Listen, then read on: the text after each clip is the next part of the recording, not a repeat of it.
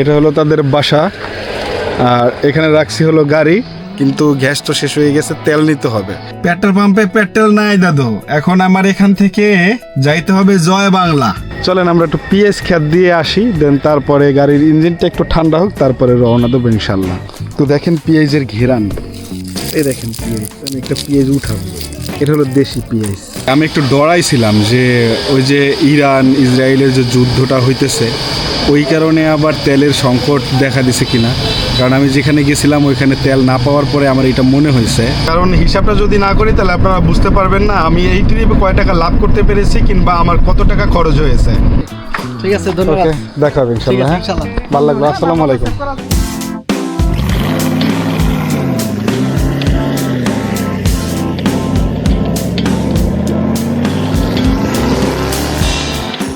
Hello friends, আসসালামু আলাইকুম। আশা করি সবাই ভালো আছেন। আজকে দেব একটা লং ট্রিপ, যাচ্ছি ফরিদপুরে। এখন যাচ্ছি ফুলবাড়ি বাস স্ট্যান্ড, মানে হেমায়তপুর ফুলবাড়ি বাস স্ট্যান্ড থেকে আমার যেতে হবে একদম সরাসরি ফরিদপুরে। তো ফরিদপুরে আসলে কয় টাকা দিয়ে গেলাম, কত টাকা পোষাইলো, কত টাকা রাখতে পারলাম, কত টাকা খরচ হইলো, এই সমস্ত টোটাল, তাছাড়া যাওয়া আসার পুরো এক্সপিরিয়েন্স কিন্তু এই ভিডিওর মধ্যে শেয়ার করার চেষ্টা করব ইনশাআল্লাহ। আমি যাচ্ছি মূলত ধরেন 5,500 টাকা দিয়ে। এখন 5,500 টাকা আসলে ফরিদপুরে কোনোভাবেই পোষায় না, কারণ ফরিদপুরে সিএনজি গ্যাস নেই। ফরিদপুরে আমি যেতে পারলেও আসতে হবে আমার তেল দিয়ে চালিয়ে, ওই ক্ষেত্রে একটু টাফ হয়ে যায়। তারপরও দেখি কত টাকা রাখতে পারি খরচ শেষে, সেটাই কিন্তু দেখার বিষয়। দেখা যাক এখান থেকে রওনা দিয়ে যেতে যেতে যে অভিজ্ঞতাগুলো হয় সেগুলো আপনাদের সাথে শেয়ার করব এবং কি কি অভিজ্ঞতার সম্মুখীন হতে হয়। তাহলে চলেন শুরু করি এখান থেকেই। এখন আসলে রোজার ভিতরে কোনোভাবেই ঢাকা শহরের ভিতরে পোষাচ্ছে না, তাই মূলত এখন ঢাকার বাইরে যাওয়ার জন্য খুবই আগ্রহ, আর ইদানিং মিলতেছে না, তাই হঠাৎ করে একটা ফরিদপুরের ট্রিপ মিলছে। এর জন্য মূলত চিন্তা করলাম ঢাকার মধ্যে বসে না থেকে না ঝিমিয়ে চলে যাই ফরিদপুরে। আর ফরিদপুরে গিয়ে একটু কম হলেও মোটামুটি ধরেন যদি 2,000 টাকা থাকে তাহলে মোটামুটি খারাপ কি। তো এই নিয়ত করে মূলত রওনা দিছি। আর আমার আসতে হয়েছে Phulbari bus stand, Hemayetpur Phulbari bus stand থেকে আমাকে নিয়ে যেতে হবে সরাসরি ফরিদপুরে। এটা হয়তো বা এখন দেখা যাক কোন জায়গা দিয়ে যে আরিচা দিয়েও যেতে পারি, নয়তো বা আবার পদ্মা সেতু দিয়েও যেতে পারি। তবে পদ্মা সেতু দিয়ে গেলে হয়তো বা একটু সুবিধা ভালো হবে, পদ্মা সেতু দিয়ে গেলে হয়তো বা একটু সহজ হবে। তো দেখা যাক কি হয়, ইনশাল্লাহ সব কিছুই শেয়ার করবো আপনাদের সাথে।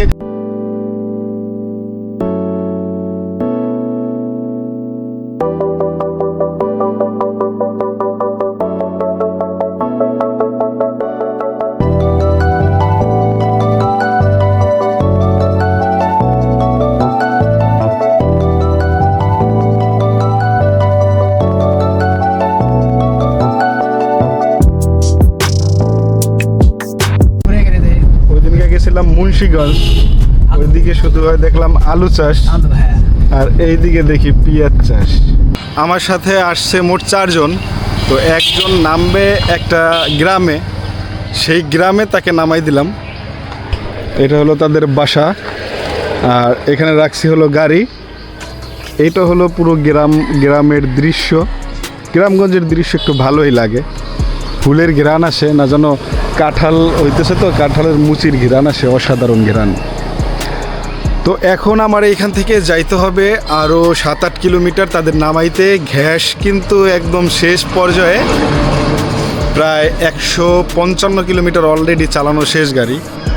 তো এখন গ্যাস তো আর নিতে পারবো না, তবে তেল দিয়ে চালাতে হবে। তবে এখান থেকে মেন রোডে উঠতেই ভাই রে ভাই 15 কিলোমিটার। এই রাস্তা দেখেন, এই চিপা রাস্তা, এই চিপা রাস্তা দিয়ে মেইন রোডে ওঠাতে কত বড় প্যারা, মানে আসছি এই পর্যন্ত আমি নিজেই বুঝতে পারতেছি। তো এখন জানি না তাদের নামাই দিয়ে আমি কোন দিকে মুভ করি, হয়তো বা ফরিদপুরের দিকে যাইতে পারি শহরে, আর নয়তো বা আমি ভাঙ্গা উদ্দেশ্যে রওনা দিতে পারি এই সাইডের রোডটা দিয়ে, খুলনার রোডটা দিয়ে। এখন দেখা যাক কি করি, সেটাই আপনাদের সাথে শেয়ার করব। আর এই রোডে এই গাড়িগুলো এবং এই অটোগুলো এত পরিমাণে ডিস্টার্ব করে, মানে এত পরিমাণে এই রোডটার ভিতরে এত অটো, যে এই গাড়ি চালানোটা একদম মানে অসম্ভব। এক কথায় অটোগুলো একটা অভিশাপ হয়ে গেছে সারা বাংলাদেশের জন্য, যেটা বুঝতেছি। যাই হোক, এখন এগুলো ধরেন মানুষের উপকার হয়, কিন্তু মানুষের উপকার হইলেও রাস্তাঘাটের অবস্থা বেহাল কইরা ফেলাইতেছে। তো এখন এই গাড়ি রেখে এখানে একটু দাঁড়াইছি, তারা ভিতরে দেখা করতে গেছে, একসাথে 2 বন্ধু আসছে, বন্ধুর ফ্যামিলি আর একটা বন্ধু। তো দেখা যাক ইনশাল্লাহ কি হয়, সেগুলো আপনাদের সাথে শেয়ার করব, কোথা দিয়ে বের হই। কিন্তু গ্যাস তো শেষ হয়ে গেছে, তেল নিতে হবে। এখন তেল পাম্প যেই দিকে পাবো সেই দিকটা দিয়ে আমি মুভ করার চেষ্টা করব। আমি শুনছি সাতলার দিকে তেল পাম্পটা আছে, তো সাতলা দিয়ে আবার ফরিদপুর যে ইটা আছে, মেন শহরটা আছে, সেটা নাকি খুবই কাছে। তো সাতলা যেয়ে যদি আমি তেল নিই, তেল নিয়ে যদি 18 কিলোমিটার চালাইয়া আমি ফরিদপুর শহরে যাইতে পারি, তো ওখান থেকে যদি 1-2টা আবার ট্রিপ পাই, আলহামদুলিল্লাহ, পাইলে তো ভালো, তাইলে তো ঢাকা শহরে ঢুকতে আমার সুবিধা হবে। আর যদি না পাই তাহলে তো খালি ট্রেনে যেতে হবে এই 150 কিলোমিটার, যেটা একদমই খারাপ লাগার একটা কথা। তারপরেও কিছু করার থাকবে না। চলেন দেখি কি হয়, আল্লাহ ভরসা, আল্লাহ রবুল আলমিন কপালে কি লিখে রাখছে। দেখা হবে, হ্যাঁ, এই রোডে আপনার মনে করে যে এসে। ঠিক আছে, ধন্যবাদ। দেখা হবে ইনশাল্লাহ। হ্যাঁ, ইনশাআল্লাহ। ভালো লাগলো। আসসালামু আলাইকুম। এই রোডে একটা দিনপুর সামনে গেলে একটু পাওয়ার পথে তাতে কি করে? ওই সাতলা, হ্যাঁ, শালতা। সালতা দিয়ে পরে যেদিকে যাওয়া যাবে। শালতা দিয়ে একদম। আচ্ছা, তো এই হইল অবস্থা। ভাড়া দেওয়ার কথা ছিল 4300 টাকা, ভাড়া দিল 4700 টাকা। ফোন দিছে বউ। হ্যাঁ বউ, বলো। এই ফরিদপুর সালতা কেবল এসে পৌঁছাইলাম, নামলাম। তো এই তো বর্তমান অবস্থা। আর এখন আমি আবার বাসার উদ্দেশ্যে রওনা দিছি, মানে ঢাকার উদ্দেশ্যে রওনা দিছি। এখন এখান থেকে যদি আমি খালি যাই তাইলে কোনোভাবে আমার পোষাইবে না। হ্যাঁ, এখন যদি আমি ফরিদপুর যাই, ফরিদপুর থেকে 2-1জন নিয়ে যেতে পারি তাহলে তো ভালো। আর যদি ফরিদপুর থেকে না পাই তাইলে মাওয়া থেকে আমার কাউকে নিয়ে যেতে হবে, সরি ভাঙ্গা থেকে কাউকে নিয়ে যেতে হবে। এখন জানি না কপালে কি আছে, সেগুলো শেয়ার করবো আপনাদের সাথে, দেখতে থাকুন ভাগ্যে কি হয়। এখন কাহিনী তো একটা হইছে। এখন আমি আসি হচ্ছে সাতলা, ঠিক আছে। এখন এখানে এই পেট্রোল পাম্পে আইছি, তো ওই যে পেট্রোল পাম্প দেখা যাচ্ছে একটা, ওই সাইড একটা। তো পেট্রোল পাম্পে পেট্রোল নাই, পেট্রোল পাম্পে পেট্রোল নাই দাদু। এখন আমার এখান থেকে যাইতে হবে জয় বাংলা, বাংলার জয়। তো এখান থেকে ভিতর দিয়ে নাকি জয় বাংলা যেতে হবে, ওইখানে নাকি পেট্রোল পাম্প আছে। আর এই সাইডে আছে খালি বিক্রি করে বোতলে 130 টাকা লিটার। তো ওই রকম একটা প্যারা নিতে চাচ্ছি না, কারণ আমার কিছু পেট্রোল আছে আর গ্যাস এইদিকে ধরেন পুরাইয়া প্রায় গেছে। জানি না গ্যাস কতটুকু এখান থেকে এখন যাবে, তবে পেট্রোল নিতে হবে, এটাই হলো সর্বপ্রথম লক্ষ্য। আর দ্বিতীয়ত ট্রিপ পাই কিনা সেটা জানি না, তবে গ্রুপগুলোতে একটু খোঁজখবর নিতে হবে যে ট্রিপ আছে কিনা ফরিদপুর থেকে, তাইলে ওইভাবে নিয়াজপুরে আগাইতে হবে সামনের দিকে। দেখা যাক কি হয়, শেয়ার করব পুরোটা আপনাদের কাছে। এটা হচ্ছে সালথা উপজেলা পরিষদ কমপ্লেক্স ভবন। এটা স্থাপিত হয় 2008 সালে, নির্মাণ করে 2012 সালে। গ্যাস তেমন একটা কিন্তু নাই, মানে গ্যাস ধরেন দেখেন, গ্যাস হচ্ছে একদম শূন্য। এখন তেল দিয়ে চালাইতে হবে। আর এই পাশে হচ্ছে পিঁয়াজের ক্ষেত। চলেন আমরা একটু পিঁয়াজ ক্ষেত দিয়ে আসি, দেন তারপরে গাড়ির ইঞ্জিনটা একটু ঠান্ডা হোক, তারপরে রওনা দেবো ইনশাল্লাহ। অলরেডি আমি নামতেছি পিঁয়াজ ক্ষেতের দিকে। আমি কখনো পিঁয়াজ ক্ষেত দেখি নাই, পিঁয়াজ হইতে দেখি নাই। ওইখানে একজন চাষি আছে যে পিঁয়াজ চাষ করে, কিংবা কি করে সেটাই দেখবো, মনে হয় ঘাস কাটে। তো দেখেন পিঁয়াজের ঘেরান দেখছেন, এই দেখেন পিঁয়াজ হচ্ছে, এই দেখেন পিঁয়াজ। আমি একটা পিঁয়াজ উঠাবো, এটা হলো দেশি পিঁয়াজ। দেখার জন্য নামছি রাস্তার পাশে, গাড়ি আমার ওই যে রাস্তার মধ্যে রাখা আছে। তো দেখছেন পিঁয়াজ, রোজানা থাকলে একটা চাবাইয়ে খাইতাম, কিরণটা সেই পান্তা বাদ দিয়ে পিঁয়াজ খেতে কিন্তু সেই মজা। আসসালামু আলাইকুম কাকা, পিঁয়াজ ক্ষেত কি আপনাদের এদিকের মূল উৎসই হচ্ছে পিঁয়াজ না? সবাই পিঁয়াজ চাষ করে দেখলাম ওইদিকে। আর ওই বড় বড় যে ওই যে ফুল, ওইটা পিঁয়াজ ফুল, এটা কি খাওয়া যায়?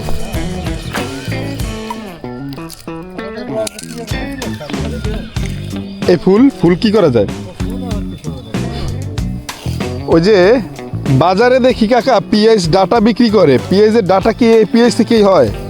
না, এটা হলো মুড়ি কাকা। সেটা কি হয়? সেটার নাম হলো মুড়ি কাকা। সেটা পিএইচ না না, সেটা হলো কাকা। এগুলো কাটেন কিসের জন্য? ছাগল না? ওকে, ভালো থাকেন কাকা, আসসালামু আলাইকুম। এই যে পিএইচ, আমার তো দুটো উড়ে নিতে ইচ্ছে করে, তো নিলে কিনা আবার ঝামেলা করে। ওকে, এই পিএইচগুলো নাকি আরও বড় হবে, এখন পর্যন্ত পুষ্ট হয় নাই। তো চলেন এখন গাড়ির দিকে যাই, গাড়ির দিকে গিয়ে আমরা আস্তে আস্তে রওনা দিই।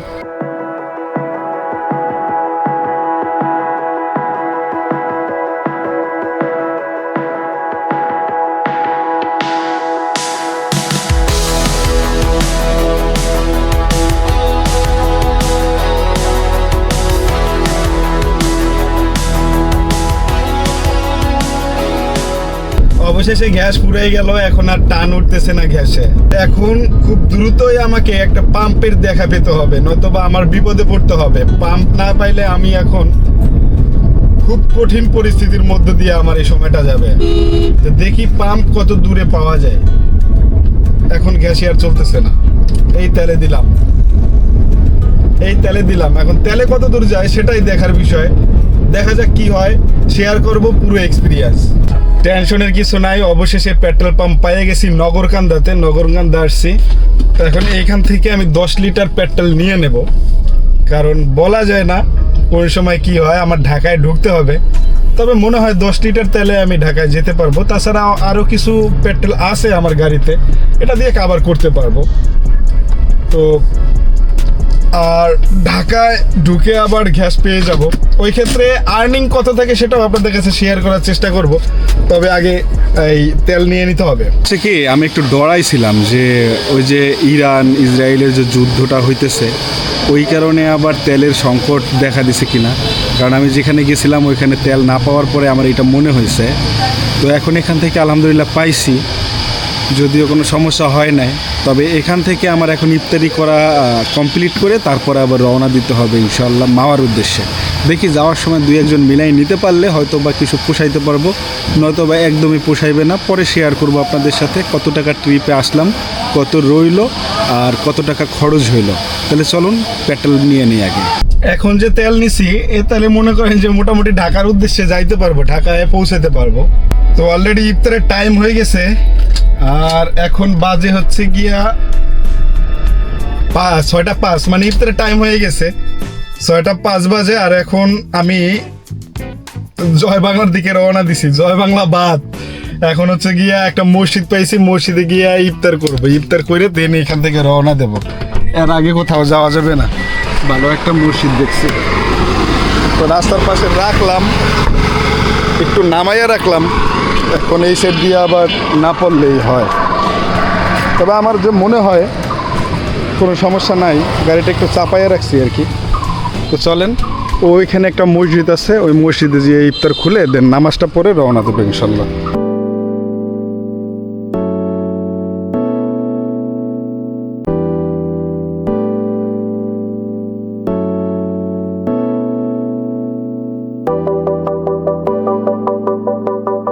এই তো আলহামদুলিল্লাহ ইফতার করলাম একটা মসজিদে, ইফতারি করে নামাজ টামাজ পড়ে বের হয়েছি। আর এখন আছি ভাঙাতে। এখন ভাঙা থেকে দেখি কোনো ট্রিপ পাই কিনা, একটু দাঁড়াবো কিছুক্ষণ, কিছু যাত্রী দাঁড়াই আছে তাদের সাথে আলাপ করব। যদি পাই তাইলে খরচটা নিয়ে ঢাকার উদ্দেশ্যে রওনা দেবো ইনশাল্লাহ। দেখা যাক কি হয়, ভাগ্যে কি আছে। না, কোনো কাম হইতেছে না। এই দিক থেকে ভাঙা থেকে অনেকেই ঢাকা যাইতে চায় বা ঢাকা যায়, কিন্তু গাড়ি ছাড়া কেউই আসলে যাইতে চায় না। এদিকে মানুষ আসলে বিশেষ করে প্রাইভেট কারে যাওয়াটা অনেক রিস্কি মনে করে, যেটা আমি বুঝলাম। তবে এটা যার যার ব্যক্তিগত ব্যাপার। কিন্তু এখন যেটা মনে হচ্ছে আমার এখান থেকে খালি ট্রেনে ঢাকার উদ্দেশ্যে রওনা দিতে হবে। তো কিছু করার নাই, কারণ এখানে বেশি দাঁড়ায় থেকে সময় নষ্ট করা যাবে না। অলরেডি 7:50 বেজে গেছে, তো যাব। আর আরেকটা বিষয় আমি আপনাদেরকে বলে রাখতে চাই, ঈদ উপলক্ষে অনেকেই ঢাকা থেকে গ্রামের বাড়িতে যাবেন, ওই ক্ষেত্রে যদি মনে হয় যে না সেফটির জন্য কিংবা সুন্দর একটা ট্যুরের জন্য একটা প্রাইভেট কার প্রয়োজন, ওই ক্ষেত্রে নিচে থাকা নাম্বারটিতে কিন্তু আপনারা যোগাযোগ করে আমাকে বুক করতে পারবেন।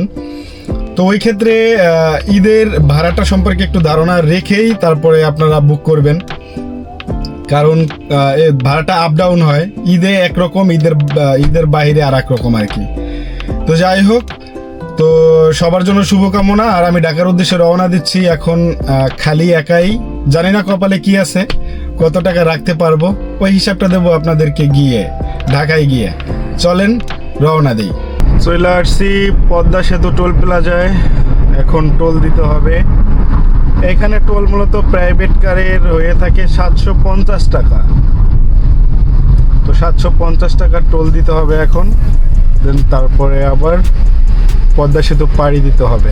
যদিও পদ্মা সেতু পাড়ি দেওয়ার পর আরও 2টা টোল আছে, ওইখানে হয়তো বা 60 টাকা এক জায়গায় আর এক জায়গায় 75 টাকার মতো। তো সর্বমোট ধরেন এই মাওয়া হাইওয়ে এক্সপ্রেসেতে 1000 টাকার টোল দেওয়া লাগে সর্বমোট।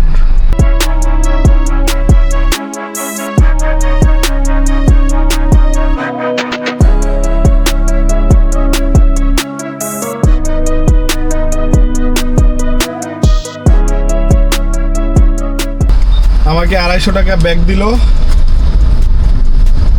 চলেন যাই, রওনা দিই আল্লাহ ভরসা। ধরেন আমি এখন পদ্মা সেতুতে আছি আর আপনাদের সাথে হিসাবটা একটু করে ফেলতে চাই, কারণ হিসাবটা যদি না করি তাহলে আপনারা বুঝতে পারবেন না আমি এই ট্রিপে কয় টাকা লাভ করতে পেরেছি কিংবা আমার কত টাকা খরচ হয়েছে। ধরেন আমি ওইখান থেকে বলে এসেছি 4300 টাকা ভাড়া।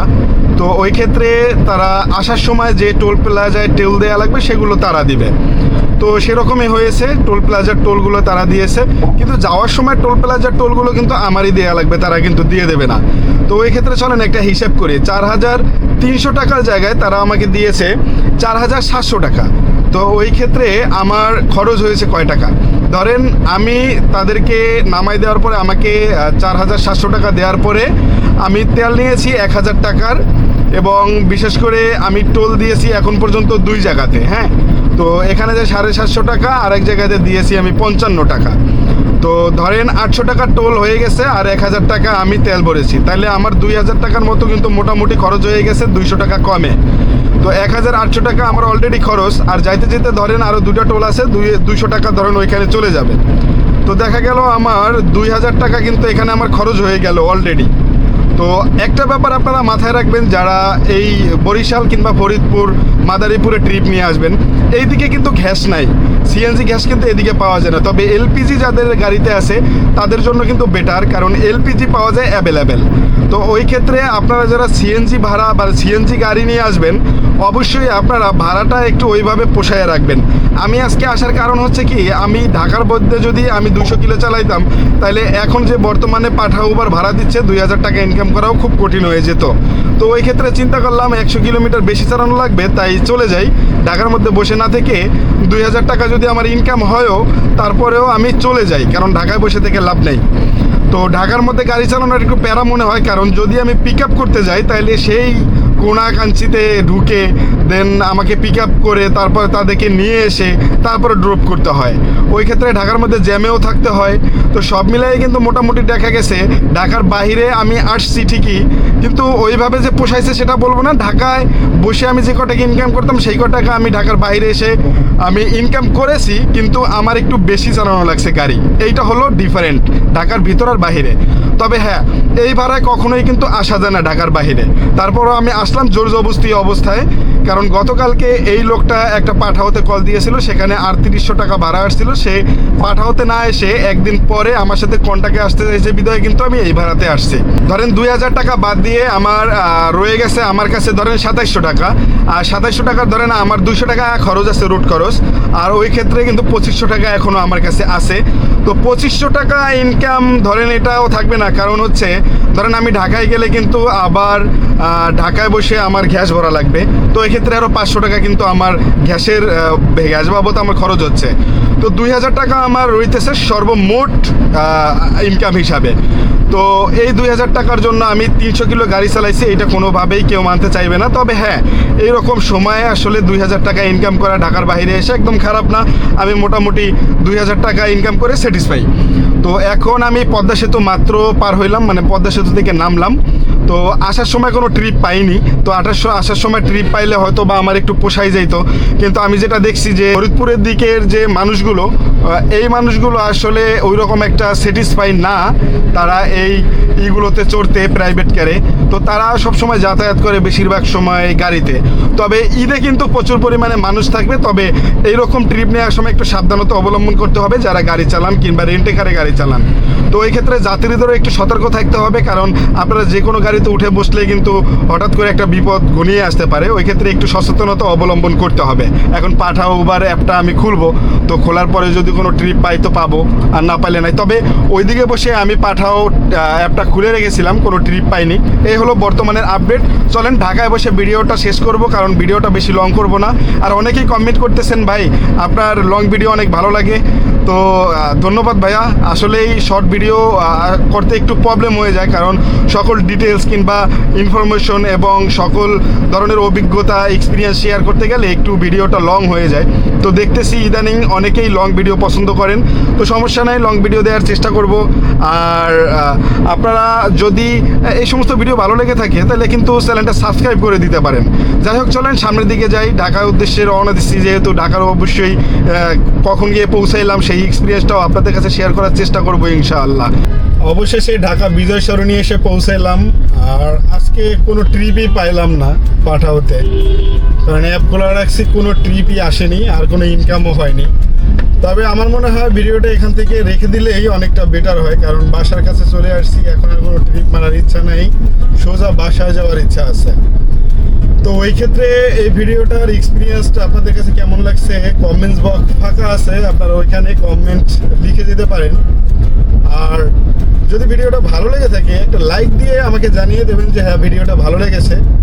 আর যদি এইরকম ভিডিও আপনাদের পছন্দ হয়ে থাকে কিংবা আপনারা দেখতে পছন্দ করেন, অবশ্যই চ্যানেলটা সাবস্ক্রাইব করে যেতে ভুলবেন না। তো আপনাদের সাথে দেখা হচ্ছে আগামী ভিডিওতে, আগামী কোনো একটা টপিক নিয়ে কিংবা এক্সপিরিয়েন্স নিয়ে। ওই পর্যন্ত ভালো থাকবেন আর ভাইয়ের জন্য দোয়া করবেন। সবাইকে আসসালামু আলাইকুম।